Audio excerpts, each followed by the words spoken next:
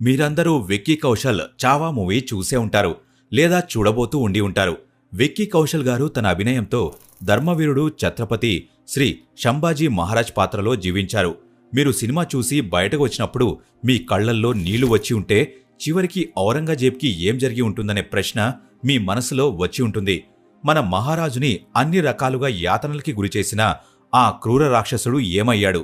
Movie యొక్క cinematography, music, casting, యాక్టింగ్ని బట్టి ఎవరి అభిప్రాయాలు వాళ్ళకి ఉంటాయి.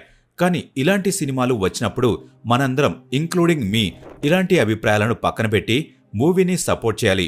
ఎందుకంటే ఇలాంటి సినిమాలు మన హిందూ ఇతిహాసాన్ని మన యువత ముందుకు తీసుకువస్తాయి. కానీ దీంట్లో అన్నిటికంటే షాకింగ్ ఏంటి అంటే మరి యువతకి ఈ మూవీ ఇస్లామోఫోబిక్, మూవీలోని విషయాలను అతిశయోక్తిగా చూపించారనే అనిపిస్తుంది. కానీ బహుశా వాళ్ళకి తెలియదేమో, నిజం మూవీ కంటే ఇంకా క్రూరంగా ఉంటుంది. ఒకవేళ దాన్ని తెర మీద చూపిస్తే అందరికీ కళ్ళు తిరుగుతాయేమో.